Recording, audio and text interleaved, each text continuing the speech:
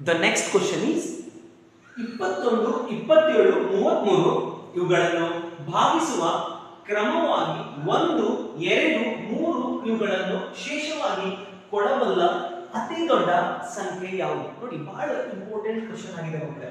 ಏನಂತಂದ್ರೆ ಒಂದು ಸಂಖ್ಯೆ ಇದೆ, ಅದು 21 ಭಾಗಿಸಿದಾಗ ಶೇಷ 1 ಕೊಡುತ್ತಂತೆ. ಅದೇ ಸಂಖ್ಯೆಯಿಂದ 27ಕ್ಕೆ ಭಾಗಿಸಿದಾಗ ಶೇಷ 2 ಕೊಡುತ್ತಂತೆ. ಅದೇ ಸಂಖ್ಯೆಯಿಂದ 33ಕ್ಕೆ ಭಾಗಿಸಿದಾಗ ಶೇಷ 3 ಕೊಡುತ್ತಂತೆ. ಆ ಅತಿ ದೊಡ್ಡ ಸಂಖ್ಯೆ ಯಾವುದು ಅಂತ ಕೇಳ್ತಿದ್ದಾರೆ. ಈ ರೀತಿ ಪ್ರಶ್ನೆಗಳನ್ನ ಕೊಟ್ಟಾಗ ನೀವು ಏನ್ ಮಾಡಬೇಕು ನೋಡಿ, ಆ ಕೊಟ್ಟಿರುವ ಸಂಖ್ಯೆಗಳನ್ನ ಬರ್ಕೊಂಡ್ಬಿಟ್ಟು ಅವುಗಳಲ್ಲಿ ನೋಡಿ 21 ಆ ಸಂಖ್ಯೆಯಿಂದ ಭಾಗಿಸಿದಾಗ ಎಷ್ಟು ಶೇಷ ಉಳಿತಂತೆ? 1. ಇವುಗಳ ವ್ಯತ್ಯಾಸವನ್ನ ಕಂಡುಹಿಡಿಯಿರಿ. ಓಕೆ, 27ಕ್ಕೆ ಅದೇ ಸಂಖ್ಯೆಯಿಂದ ಭಾಗಿಸಿದಾಗ ಏನು ಶೇಷ ಉಳಿಯುತ್ತೆ? 2. ಓಕೆ, ಇದರ ವ್ಯತ್ಯಾಸವನ್ನು ಕಂಡುಹಿಡಿಯಿರಿ. ಈಗ 33ಕ್ಕೆ ಆ ಸಂಖ್ಯೆಯಿಂದ ಭಾಗಿಸಿದಾಗ ಶೇಷ ಏನು ಉಳಿಯುತ್ತೆ?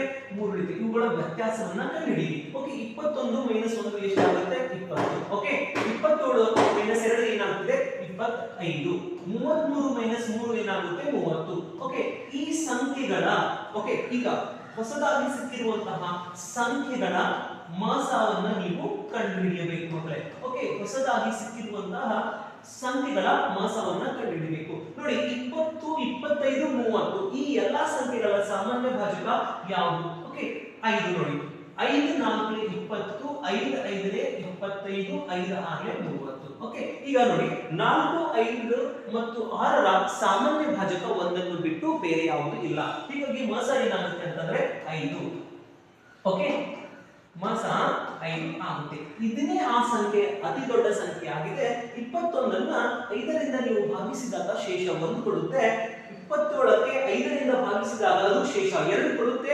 33ಕ್ಕೆ ನೀವು 5ರಿಂದ ಭಾಗಿಸಿದಾಗ 3 ಕೊಡುವಂತಹ ಸಂಖ್ಯೆ, ಶೇಷ 3 ಕೊಡುವಂತಹ ಸಂಖ್ಯೆ 5 ಆಗಿದೆ. ಓಕೆ, ಈ ರೀತಿಯಾಗಿ ಶೇಷಗಳನ್ನು ಕೊಡಬಲ್ಲಂತಹ ಅತಿ ದೊಡ್ಡ ಸಂಖ್ಯೆ 5 ಆಗಿದೆ. ಈ ರೀತಿಯಾಗಿ ಈ ಅತಿ ಮುಖ್ಯವಾದಂತಹ ಪ್ರಶ್ನೆಯನ್ನು ನೀವು ಬಿಡಿಸಬೇಕಾಗುತ್ತೆ ಮಕ್ಕಳೇ.